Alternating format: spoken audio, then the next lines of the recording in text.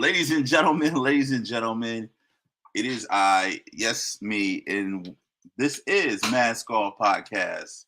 And as you see, I'm flying solo tonight. I'm flying solo, and I just wanted to say thank you all for coming.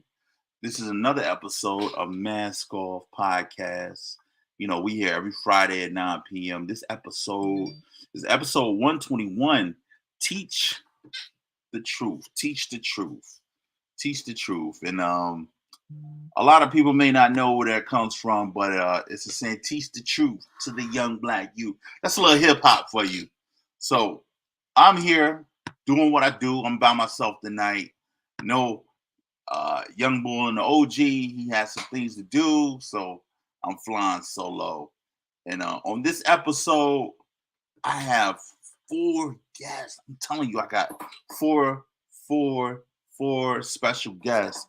I got Miss Crystal Kelly, Taylor Gamble, Mr. Gene Siant, Mr. Carl McDonald. And what we're talking about today is the impact of the youth today and how uh, you can be you could be a leader, you could be a mentor, but it's important for them to have those factors in your life. So that's what we touching on today, man. And what I want to do, I'm gonna start. I'm gonna start today. I'm gonna give you some big words from Big Tone. Big words from Big Tone. Normally this would be a motivational minute, but as I do, if you have not been following, I decided to do my own little mini segment at the top of the show. Big words from Big Tone. So today's big words from Big Tone is always remember that you can't do things by yourself. In order for you to do what you need to do in life, you have to be able to be a team player, number one, and also rely on people in the clutch. So I just wanted to say clutch is important. Pick and choose who to rely on in the clutch, and also be able to count on people when the chips are down. So these are big words from Big Tone. And that is that, that is that. So I'm not going to waste a lot of time because we got a lot of people here tonight. So I want to bring in two gentlemen that really, really made an impact in my life, in my adult life, my young adult life, as I transitioned on to my college lifestyle. It was two people that I ran across that impacted me in a way that, I really needed it at that moment. At that time in my life, I didn't really have no mentor or no leadership. I was just me, and I'm gonna tell you this quick story before I bring them in. When I went to Defiance, Ohio, which is Defiance College. When I went to Defiance College, I was thinking it was me against the world. It was Detroit versus everybody. And I went there for the football team. And I kid you not, my attitude was like, if anybody say anything out of me out of whack, they can get the rhythm. And long story short, I had got recruited to play football and we was doing tour days. And one of the biggest things that I couldn't stand was running during tour days. So I remember this one situation where, you know, I'm gonna explain this. Well, if you were recruited to come to Defiance, you were recruited for athletics. And most of the black people that was there was for athletics. And majority of the people that was on the football team, it was sprinkled people from up north, but majority of the people was from I say from Florida, somewhere in Florida. I don't know why Florida, but it was Florida. And so I remember this particular day, we doing tour days, and I was so fucking tired. I'm not even gonna lie to you. I sat down on my helmet. So these guys, the whole time before the end, I wasn't speaking to nobody. You said hi. I wasn't like super horrible, but I wasn't really in a I like everybody mode. Anyway, so to make the long story short, what happened was I'm sitting on my helmet. and one of the guys from Florida say to me, "Hey, hey, boy," and they had they got a strong Southern dialect that I really didn't understand at the time. Hey, boy, you need to get up, and we about to do this running thing. I said, "What? Who you talking to?" You know what I mean? Like, I'm already on tip. So I made a big old scene, and Lord and behold, I ended up making everybody run, and everybody was hot at me. And I just remember that was the start of how things were either going to go good or either going to go bad for me at my time at Defiance College. But these two gentlemen I'm about to bring in, they kind of eased that over to where it was like, you know, you no. So, what's up, fellas? How y'all doing? Um, Ladies and gentlemen, this is Mr. Well, Carl man. McDonald. This is Mr. Gene Sion. You've seen Mr. Sion, ladies and gentlemen, a gazillion times on the show. I just want to again, my brother. So you guys remember that situation very clear. I'm sure y'all do. Yeah, nobody like running, Tony. Nobody like running. If we had to run extra because you didn't want to run at all and then cause everybody to run, it's not a good place to be. Yeah, yeah. So Beautiful I thing made the about Down block. Patrol, man. Yeah, I made the block hot in most cases. What people would say, and I, first of all, I want to say thank you guys for coming on. It's a pleasure. I know you guys got busy lives, and I wanted to take a moment out to acknowledge the mentors and the leaders that helped influence my life the way it is today and shape me and mold me today. And to be honest, you guys are a year or two older than me, and you guys experienced a lot at Defiance before I got there. Carl is particularly Carl. I was like, he he was he, I had inspired to be like this guy on a different level because he knew how to articulate himself in a manner that I kind of looked up to, and he was the Black Action Student Association president, which impacted me enough to want to become the vice president. I don't even know how I became the vice president, but can you touch on, Voluntold, man. huh? I said you were voluntold. Can you tell me about let's talk to all right, a lot of people don't know about my college background. I went to Defiance College in Defiance, Ohio, which is a rural college in Ohio. Very small college, very small community. Can you guys tell me about what was some of the factors that led you guys to that place in particular? And how did you come from Florida to Ohio of all places? Go first, see? Gene, you the big dog, man. I'll let you start it off. Here you go. For me, I actually was supposed to be going to, I think it was Benedict, some school in Kentucky was where I was supposed to be going. And I had told them I was going there and all that. And they were supposed to be in the safety, was supposed to be going there. And like they just kind of went quiet. I didn't hear anything. And so Coach Tompkin called. He was because he was actually originally from Florida too.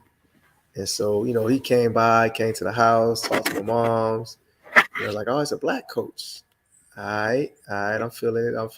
I ain't know much. And, he not sold me, but he talked to me about just the whole, getting out of Florida, going somewhere. I'll be there. I'll be your coach. You know what I mean? Look out. And like my mom was sold on that, and then Pasconda came down. I think I met Pasconda once.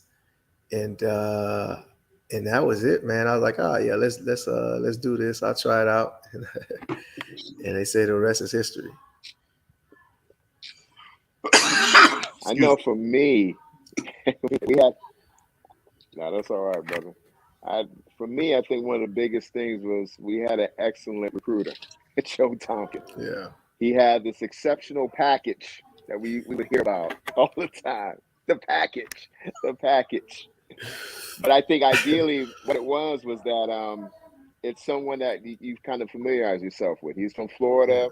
He played Yeah. football here, had a tremendous career, and really believed in Defiance College, man. So that was one Yeah. of the things again that kind of drew me through it. And it was just saying, all right, man, I wanted to get the opportunity to go ahead and play ball, and this looks like a good situation for me. That's super dope, man. So before I got there, what were some of the things that you guys experienced that that showed y'all, hey, look, I need to bond together because this is a different place than home. So I really need to bond together. I think, man, what happens is that when you hear about Defiance, you see the brochure, and when you get to a certain place, it's gonna catch you like, okay, this is different. We're coming from a big city, man. You know, with Gene from the 305, myself from the 954. We were used to city life, and coming to a rural area, I think, is more of a cultural shock. I think one of the biggest things that I was appreciative of is that I had these brothers from the same city that we can go ahead and bond from. And the thing about that too is that we built other relationships.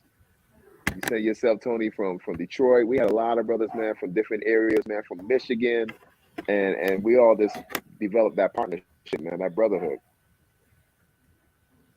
Yeah, I definitely echo that. I'll tell you a funny Gene, story. Yeah, I'll tell you a funny story. Before we got there, they had put you with roommates, right? And my roommate, I don't know, he's supposed to play football, white dude.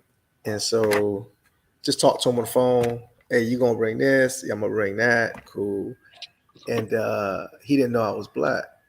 Um, so got to there, got in. I was the first one there. Got in a room, whatever. Parents left, and he came in with his family, whatever. I think by the end of that day, he was out of the room. I was in the room with myself. Uh, so it was interesting. Yeah, it was interesting. Yeah, I know. wow. Going to that place itself, man, it really opened my eyes. If you guys remember, I was so shell shocked. I was anti-white, everything. Uh, I used to have like, what was it, Frederick Douglass or Malcolm X on my door and in my window. I don't know if you guys remember that, but I was kind of scared to adjust to a different environment. And one of the things that you get taught quick is how to adapt to different environments. And I had to realize that, there's other people out here other than somebody that look like you. Because coming from Detroit, man, in the '90s, only time I saw white people was when I would go to the Kmart. I don't know if y'all remember Kmart back in the day, but Kmart was really heavy on 9 Mile and Harper. That's like outside the city limits. The city limits was covered by it was divided between 8 Mile. As you heard the movie, it literally divided the city up. People north of 8 Mile was in the suburbs. South of 8 Mile, 8 Mile was like the urban environment. So I will only see people that do not look like me, either downtown. Well, not really even downtown, because at that time, downtown today wasn't downtown previously. You know what I mean? So it would only be if I crossed 8 Mile. And it was a big culture shock. And I had to learn and how to adapt.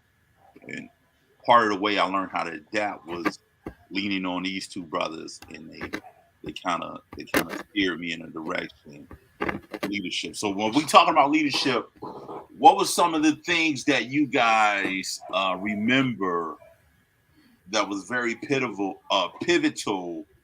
in connecting with the next generation that came in behind you guys? I can start off, but Gene, I think one of the things that helped me out was having those older, those seniors, those veteran fellas that came from the same cloth, came from Florida, came from just a similar type of era that we were raised in, and put us aside to say, listen, everything looks a little bit different, but you got to understand that this is a great opportunity for you to go ahead and grow, and for you to be able to go ahead and kind of teach people about yourself, teach people about where you come from. And I thought that was a succession when it came to us building a bond. I remember one story about when I came. You know, when you're younger, man, as far as when you articulate, when you talk, you come over there, you cussing up a storm, man. And one of the brothers said, "Listen, is everything that you're saying a cuss word? Think about what you say, man, because if you continue to go ahead and go on to this path, it's not gonna be the right way, man. Try to go ahead and challenge yourself to be able to go ahead and talk without saying this or that." And that was like one of those first eye-opening moments for me, man. And that's one of the things again I just kind of carried on in your life.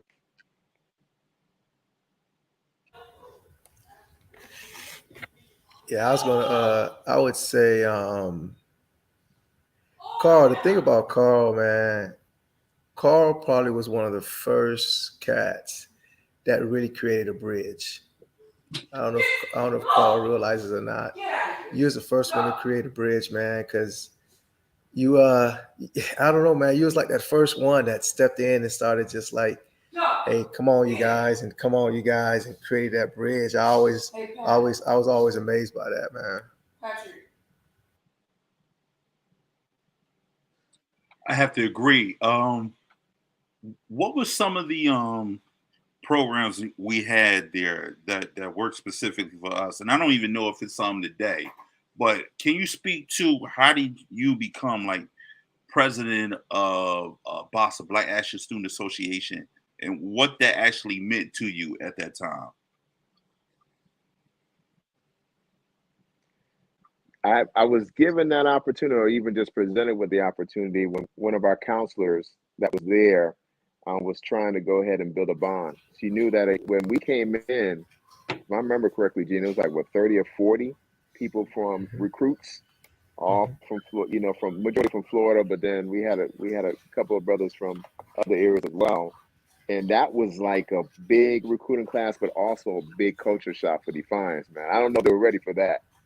You got guys over there with dreads, and as I said, bringing different cultures to an area that wasn't ready for that. But when I say not ready, we were able to go ahead and blend in that culture, man. I think being able to go ahead and teach people about personalities, where we're from, and that was very helpful. But I mean, that was one of the things that kind of brought me through it. What's that? That's one of the old pictures, man. You can't see it. Oh yeah. Oh yeah. The Bossa picture. Listen, man, that's life long, man. Yeah, Yes, yeah. sir.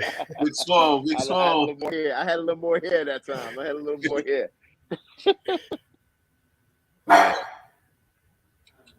Yeah. Mm. Yeah, man. How about you, Gene? I know you were an active member at Bossa. What made you want to get down? Man, if one of us did, like in everything else, if one of us did, we all did. That actually was kind of our mantra, right? If one person went out, we all went out. If one person stayed in, we all stayed in. So when I forgot the lady's name, Miss Smart, that was her name, wasn't it? Miss Smart, that Yeah, was the yeah. original lady. Yeah. And so again, once Carl said, "Hey, I'm doing this," we followed, man. Because again, man, like I said, Carl was a bridge, man. Carl led us down a lot of great paths, man. A lot of things that we probably wouldn't have done. Uh, Working with those different churches, I mean, it was always, you know, once they got Carl, and I think Miss Smart knew that too. That she's like, man, Carl's that piece, right? So she knew once she got Carl involved, and Carl was like, okay, let's do this, fellas. We all come, we'd all come, because we all trusted Carl. So, no, again, like salute and big ups on that, man. And Listen, it's man, it's I crazy how appreciate that that, man. It's funny that everything comes full circle. yeah, and it's crazy how I was gonna say it's crazy how that worked because your group followed Carl, our group followed Gene. So everything Gene did, every movement Gene made, like Tomar, myself, Derek, we all, even to this day, it's like if Black Lion ain't moving, we ain't moving with them. You know what I mean? And it's that's the way it's been. It's almost like, that leadership. You seek out that leadership, and some people just have it, and some people don't. And uh, this subject is very important. First of all, we got kids going back to school, right? We got kids going back to school, whether you go in an urban setting or a suburban setting. You need somebody to look after, or you need somebody to rely on, somebody to be able to relate to. So I thought it was important that we talk about mentorship and leadership, because when you come in an environment that's new to you, you either do like I do, you take on the world by yourself and end up failing miserably, or you seek help and you learn to rely on other people for guidance and support. So I thought it was critical that we tap into our leadership spirit and talk about how that moment transcended for us, coming into environments that was different but was able to bond together and build something that's even magical today. These brothers, we still keep in contact today. And because of that mentorship, that leadership, we were able to transcend and keep keep the uh, keep the love pushing, man. Keep the love pushing. Go ahead, Carl. You just want to say something? No, no, no. Listen, I agree wholeheartedly, man. I think we live to tell the tale, man, because we have a story where you have friends that are here and we still keep connected. We've had friends that we've lost, but at the end of the day, man, I always love when you guys get an opportunity to come. You haven't come yet, Tony, but as far as I know Gene she and the did. rest of the crew come down, we and I always say we got to go ahead and we only live once, right? We got to go ahead and I always say, let's go ahead and do it, but I don't react because Gene is the one that usually puts it together. But that's to sum it up, to be able to go ahead and get together, man, because anytime that we get together, man, it's like we're in school again. We start talking about old times. We start vibing. We start talking about Bossa. And we like little kids again, man. And it's just, you laugh because it's been so many years since we went to college. But Yeah, that's what yeah, brothers dude. do, man. Yeah, what are we like 20? How many years? How many years we been out of college now? Man, listen, but 20 some it's years been now, 20 haven't we? plus years, man. 22 Yeah. years for me. That's crazy. That's crazy. Yeah. These are Man, lifelong friendships, man, that that's we, ridiculous. I mean, lifelong friendships that, it went beyond just this my friend. This is my brother. You know what I mean? And the school we went to, we had no fraternities, no sororities that really spoke for us. So that brotherhood that we created, that was our fraternity. We knew from the gate, hey, look, if he rock with him, I rock with him. If they rock with her, because we had females too, she protected by us. We had Maria on last week, and that was the energy. Like, yo, they with us. This is us. We was pretty much a band of brothers, and that's how it is.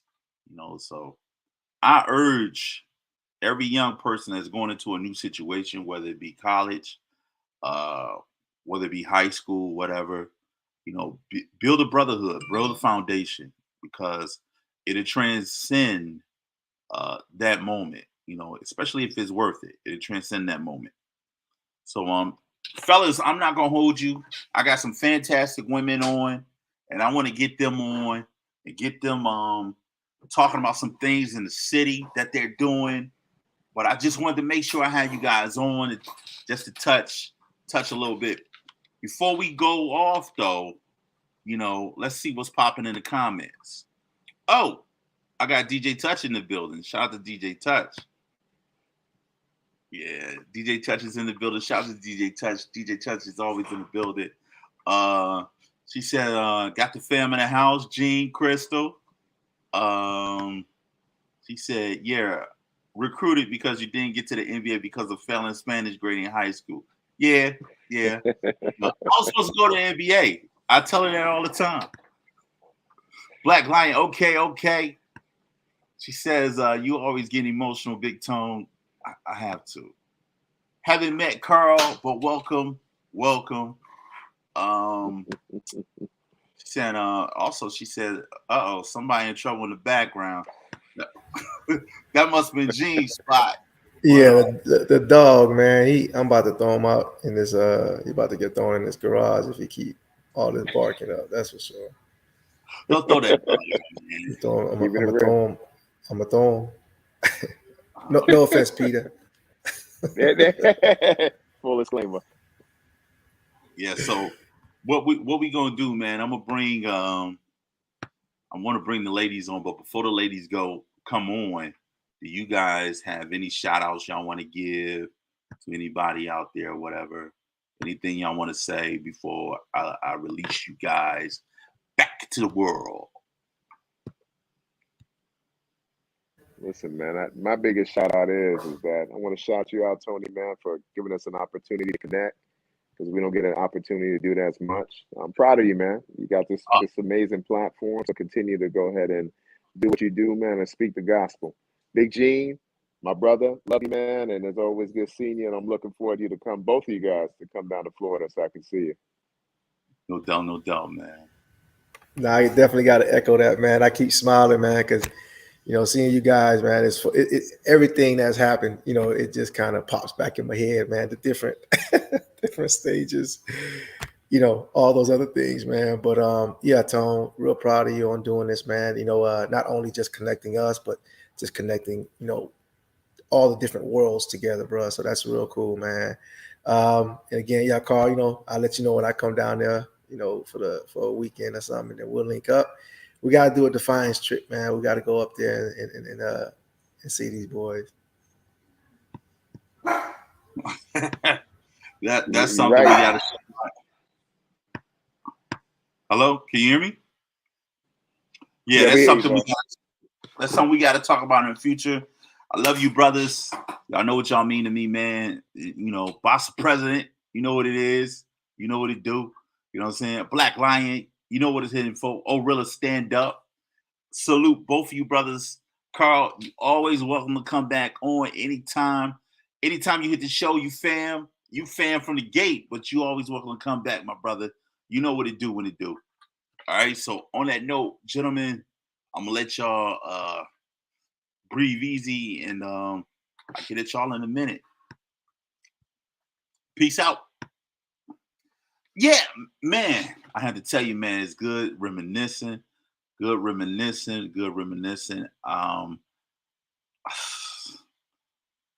Now I want to bring on two dynamic ladies that's doing that thing in the city, that's making an impact, that's doing phenomenal work in the city, man. I feel like I'm talking too much, and it's the ladies edition now, so I'm gonna let the ladies come in, and I'm gonna introduce them to you, and we just gonna go from there. To my right is Miss Crystal Kelly, and up under us is Miss Down for the Business, getting everything done, Miss Taylor Gamble. How you guys doing tonight? Good. Doing Everybody Thanks for having us. Yes, absolutely. I appreciate you noticing my multitasking. I was doing it without realizing I was doing it, and I've had, Yeah, I see you. I see you. Maybe I can give you guys a little bit of time to introduce who you are, what you do, or what you have done in the past in working with the youth today or the youth yesterday, and how you've impacted them in some kind of way. Let's start from up top. Miss Kelly, tell us a little bit about yourself. My name is Crystal, also known as Crystal Kelly, I guess. And currently I'm the brand development manager for Remy Martin. So I manage Remy Martin's portfolio in Michigan, and making sure the brand is visible, making sure the brand is everybody's aware of all of our brands, but To emphasize what I've done as far as like the youth. I've been teaching the youth for about 20 years now, which is crazy because when I was younger, I thought 20 years sounded like a long, long time ago. But now I can say I actually have done something for 20 years. So I've been teaching kids performing arts, mostly dance. Hey, cousin. Mostly dance and performing arts and entrepreneurship has been an emphasis for me too. Um, just basically after school programming and mentorship, just mentoring children in general. So and all of the DPS, a lot of DPS schools and charter schools, and um, as the COVID kind of put a damper on my programming. But when I do get back to it, I would like to add travel into what I'm doing. So I want to expose children to travel because that's like a passion of mine, traveling. So yeah, that's pretty much what I do. That is so super dope. I'm so proud of you.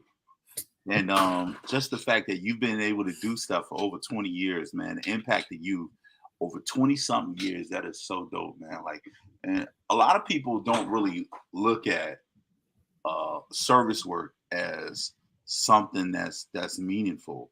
You know what I mean? But the fact that you're impacting lives, somebody's life you're impacting, whether you teaching them how to do dance, whether you teaching them to stay in school, what to do in school, those are tools that, especially the kids today, they need. That they're not Yeah, really getting because of the fact that funding yeah, always gets cut short with programs like that, and it's always the arts get taken out when they want to cut back something in the school yes. today. So that's a horrible thing, but an awesome thing that you've been doing for 20 something years. Yeah, thank you. No problem. Miss Gamble, can you give us a little bit about you? Hello. Absolutely. Congratulations on 20 years. I Thank you. can't wait. I just realized it was 20 years just when I said it. I'm like, Yeah, yeah. Well, it's been about 6 years for me. Um, I did not see this part of my life coming, but I'm very grateful for every part of it. Um, I have had the opportunity of mentoring young women in the Belleville School District since 2016. I have their intermediate school, their middle school, which is seventh and eighth grade, and their high school. I'm running 3 programs, and I've been blessed because COVID did not slow me down. I was frankly very surprised, but I think that the school district just noticed that the kids needed COVID did some the COVID did some damage. You know, the pandemic and quarantine did some damage. So I think that they definitely at least in this school district, decided to prioritize the mental health for the kids, and I had already been doing it. So I've been blessed to be able to consistently mentor probably about 60 girls across the 3 schools. And my mission statement is to remind generations of young women of their ability to achieve their success through education and self awareness, and my content is based on SMART goals, which are specific, measurable, attainable, relevant, and time bound goals. We work on behavior modification, so teaching them what little things they can do in their schedule that get them from saying what they want to do to actually doing it. You know, every kid's goal is usually that they want to get all A's in school, and we really applaud that. But the way to get there is to start by finishing your homework an hour a day. You know, studying 2 times a day. That's start there. Start small. So I work with the girls on that. We incentivize the goals because I feel like it's not fair to tell children the lie that they should just have to do it because adults do it because we get paid. We get paid to get I never up even thought and about do what that. we do. Just do the work. Yeah, Do the that's work. our incentive. Yeah, like everybody tells the kids, like, you got to do this because you got to do this, and they be like, but y'all get paid. One day, I'm like, you know what? You're right. So Yeah. incentivizing them for setting the goal and accomplishing a goal, and these aren't like small one day goals for the most part. A lot of them want to set, higher test scores. They do want to do their homework. They do want to be more respectful and more kind. And so um, we take the time to break that down. Um, it's after school programming as well for the high schoolers and the sixth graders, but it just looks like a process where I take college mentors and they come into teach the high schoolers about college and career prep topics. And then the high schoolers teach the sixth graders a modified version of what they're learning. So that looks like time management, organization, affirmation, self reflection. For my high schoolers, it's budgeting because that's a real thing that nobody discusses. And it's the one skill that they're going to use whether they go to college or not. Like, it doesn't matter what happens, you're going to need to know how to budget. So that's one of the things that I've taken a priority to kind of stepping in and doing. And it's been really dope. Middle schoolers are really hilarious and they keep you on your toes, and you have to be graced. You got to be graced to work with middle schoolers. So Mm. I thank God that I am graced, and they're my little people. I enjoy them more than the adults, to be honest with you. Yeah. Sometimes, so Yeah, me too. So I have a question for maybe both of y'all can answer this. How do you guys uh, connect with, let's just say, DPS or any organization that you target to work with? How do you guys get the opportunity to work with these kids? Um, You know, for me, uh, I think it's been multiple ways. So because I started off teaching because of my background in performing arts, I always got a lot of opportunity. I went to a performing arts high school. That's when I started teaching. I pretty much was just like Taylor's program she had with college. She has with college students going to high school. I was in high school, teaching younger kids, elementary, middle. So I kind of had like a connection, already at a very young age. So I had a lot of reach, people I could reach to. They would reach out to me. But what I did in the more recent years was actually very, I would just walk into schools. huh? mm, I would just walk into schools and I would say, you know, do you guys have funding for this, or is this something that I can just offer your students? If the parents want to, get together and be involved, I would ask them what they had, what they needed. It would be pretty much a discussion in that manner for me. Or I would collaborate with other people with other programs who had programs, and I would be the part of their program they were missing might be performing arts, and I will latch on to that. So it's just been many, many ways that I've come across um, opportunities. So that's really How about dope. how about you, Miss Gamble? Mine was a little bit different. It fell in my lap in a really weird way. So I was a student at Eastern Michigan University in 2015, and I had to stop going to school because I had some financial hardship and some mental health that I needed to take care of so that I can complete. And after 6 months of not being in school, my thumbs got bored, right? So I started to consider all of these different lessons that I felt like I hadn't been taught. I surveyed some of my friends, and I was putting together this document because I was like, somebody should mentor these kids. Like, somebody should teach these kids all of these things that we haven't learned before. And I just so happened to have a friend who was a security guard at one of the schools in Van Buren. And then he was like, hey, come over. I showed him just like you just show a friend. It was nothing, I didn't think anything of it. I think that I wanted him to proofread it. but it wasn't an intention for me to like for me to do anything. But he actually reached out to the social worker at the school that he was working in, and the social worker called me and was like, "We want to do this program." Hmm. So, So it was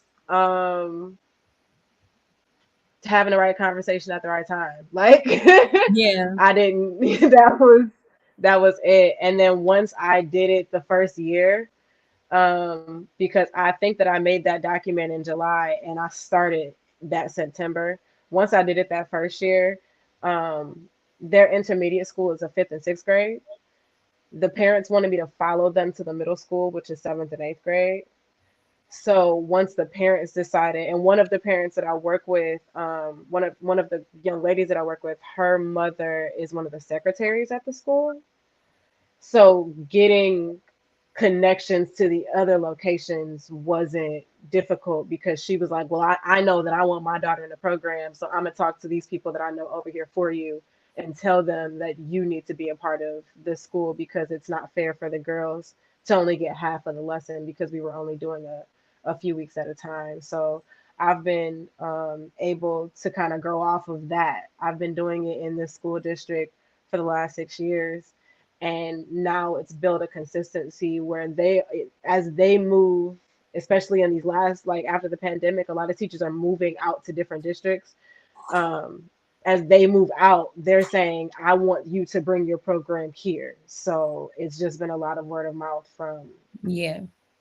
the so teachers. what's some of the challenges you guys have faced in this process of number one, this is entrepreneurship at its finest that I'm hearing. That a lot of, you know what I mean? Like this, what this is, it's entrepreneurship. You know, it's a different level of entrepreneurship that people don't talk about. Because when you create a curriculum, you know, you're doing this, you're not getting backed by anybody. You know what I'm saying? So you're like an independent contractor. Am I right, Hmm. ladies? Hmm. So Absolutely. as an independent contractor, you're basically an entrepreneur. You know what I mean? So Absolutely. what's some of the red tape that you guys have ran across that has stopped you from, I guess, impacting? Let's just say, I know COVID was one of the things that was a major issue. Other than COVID, what's some of the red tape that has transpired that has stopped you guys from making an impact in which you guys really would have liked to make an impact in the past, in the future? Let's just go to Crystal. What's some of the things that have stopped you along your line of uh, making an impact to the youth? Really, the biggest thing that stopped me was, even though like I mentor, I feel like I've mentored a lot for no money at all. When you're trying to make it, when you're trying to do something on a regular and you love it, you still need to get paid, right? So for me, a lot of times it's like them having funding, and then sometimes the parents would pay directly, and then some kids can't pay, and it's just hard for me to, it would be hard for me to maintain my life and then teach the kids at the same time. So I would stop my programming sometimes on my own and then teaching somebody else's, or which I'm still impacting kids no matter what. So it didn't really make me too much of a difference. I didn't mind it, if rather it be my own or someone else's. But a lot of times, it's just really being told by someone else, or knowing where the funding is coming from, or how to get the funding for the programs for the kids. Some schools have it, some schools don't. And that's really been my biggest hurdle. um I researched a lot of everything by myself and did a lot of other things by myself, but the funding part was the biggest thing. What else? I I think I think that was my biggest issue.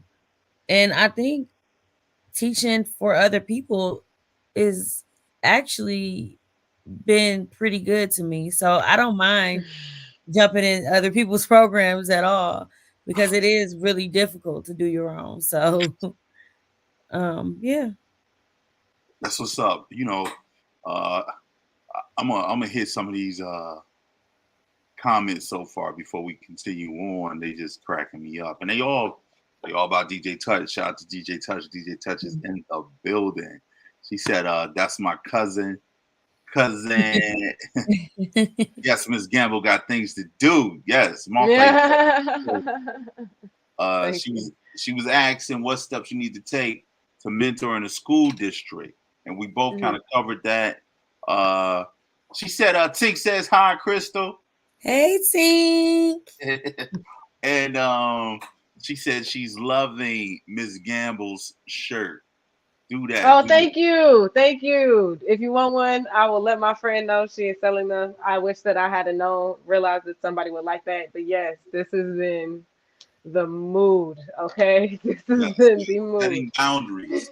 And Yes. you know what? And that's important too. In the day of age where anything goes, there has to be boundaries set. I just watched on the news something so horrific where this guy got out of the car and was shooting at this lady and killed her on the news. And I kept thinking about how we just do anything to each other nowadays. And, Yeah. and there's Yeah. no boundaries It's that are sad. set to say this is unacceptable. This will not be tolerated in our community. And we got to take a stand. And that's why I bring it full circle to say I applaud you, ladies, for the things that you are doing and have done. Like I know from experience some of the places Miss Kelly have worked in, and I've worked in those places as well. And just to be in a place like residentials where you impacting young girls and giving them a moment outside of their condition to where they can actually be normalized. You know what I'm saying? Yeah. That's a big thing. You know what I mean?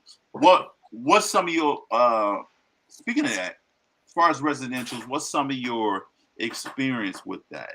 I know it's very difficult to work in that environment, let alone be a contractor working in that environment. What's some of the Yeah. experience you had? Oh, you know what? My biggest issue that I had working in an environment, well, when he says residentials, he means like the girls they actually live in the facilities. Mm, So, um, my biggest issue was actually with staff more than it was with the kids. So Every the time. kids, for me, I really have like a love for children in not a way like, oh, they so cute, but more like I just feel like I understand them. Even when they're at their worst behavior, I feel like I understand them. And I feel like the kids with the worst behavior actually just need you to talk to them like a human being, right? So a lot of times I feel like the staff was my biggest issue. Like a lot of people are not there out of love, they're there out of necessity. So I didn't have any issues with those girls. I really love those girls, even the ones I'm telling you, and I saw some crazy stuff, but I know. I I know understand. that place you would see some crazy stuff. Yeah, yeah, but I understand a lot of them are abused. A lot of them are like they are there due to some of the worst circumstances that you could possibly think of. And so I completely understand. I think of me myself as an adult. I'm like, if I was going through that as an adult, I would be losing my mind too. So it's like you really have to have empathy to work in spaces like that. You have to really humble yourself. You can't be prideful. You can't be have an ego because they're kids. You can never forget that they're children. I don't care if they're 16, 17, 18, But my biggest issue working somewhere like that was is really with staff and not just staff, just the conditions that they live in. Like I have those type of issues. I don't have any issues with the girls because I understand them. Then that's why I actually love teaching the youth is because I know they need somebody like me to look and see like, oh, Miss Crystal, oh, I like your car, or oh, I like your outfit, or oh, and I can have like real life conversations with them. So I don't have any issues with the kids at all. That's so And I've dope. worked in schools. I worked actually full time. I was a parapro in a school system. I worked at the residential school. I worked in the after school. I worked in I worked with children who have mental disabilities. Like real mental. Like I've worked with every type of child you can think of, so that stuff never bothers me. And I think that's the only type of person that should work with children. So Right. That's so super dope, man. Right. That's so super dope, man. Um, we're not gonna stay long tonight, man. I know it's a Friday night, and Miss Gamble is on her multitask game, and I appreciate you ladies coming out and just giving some insight to everybody about the things that you all do. You know what I'm saying? And if no one ever says it, I'm gonna be the first to say it on Mask Off. We appreciate you. You know what I'm saying? And don't stop doing what you're doing. You know, keep connecting with these kids because these young ladies and these young men, they need us the most. You know what I'm saying? And they always will be looking for someone to steer them in a direction. Keep pushing them in a direction that is positive. Just on a side note, I just had one of the young bulls I used to mentor in Philly call me today and say, Mr. Coates, I'm just so happy that you were a part of my life. yeah, That's stuff that you don't see when you in it, yep, but when you get out of it, whether it's 10 years later, you know yep, what I mean? That's an impact on someone's yep, life you made. You know what I yep. mean? So continue I to be just got a text from one of my students too that reminded me, like literally like 3 months ago, and I haven't been her teacher since 2017, and she had my number from back then, and she texted me like, I'm so, I completely understand what I'm saying. Like, it's a great feeling. hmm Miss Taylor, Miss Kelly, do you guys have anything y'all want to shout out before y'all leave? A shameless plug? Anybody y'all want to say hello to, or anything that y'all doing? Y'all want to I shout mean, I out? feel like in the spirit of, like she said, funding, and that being a little bit of a challenge, if you all want to donate to the Cash App for Girls That Rock, that is more than welcome. That is the $ and it's GIRLSTHATROCK. That would be amazing. Everything that I do goes to the kids. Like she said, it's just you. It's a certain type of person. You can't be. Yeah. It's so So dope. that's my shameless plug. I ain't got no problem with asking for help. It's hard out here. It's hard out Yeah, here. it is. And You are right. inflation applies to this too. Like it's real. It's real. Definitely. I know it's hard. It's like 20 something dollars for a steak. I like steak. Man, life is tough.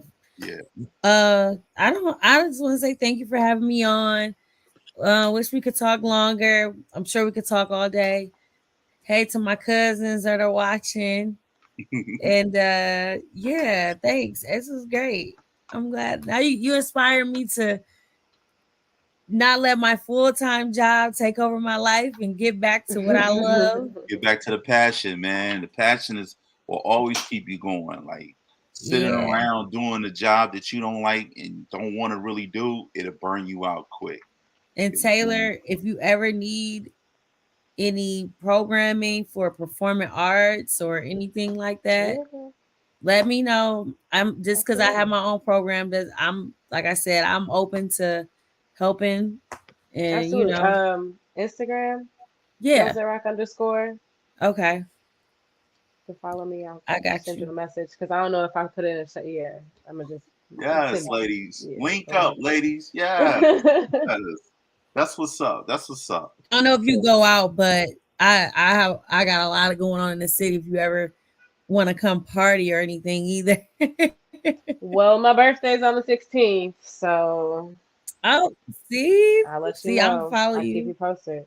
More reason to link up. Yeah, So on that note, girls, ladies, what you say? Yes, You was girls about to say? that rock _. girl. Okay, got it. On that All note, right. ladies, we're gonna get up out of here. Uh, All right. let's wave goodbye. Everybody that's been looking, check them out. Very dope in the community. Things they've been doing. So you know what this is. You know what we're doing. This is Mask Off, episode 121. teach the truth to the youth. This is Mask Off. We here every Friday from 9 p.m. to 10 p.m. Let's make it do what it do. This is Big Tone. I'm up.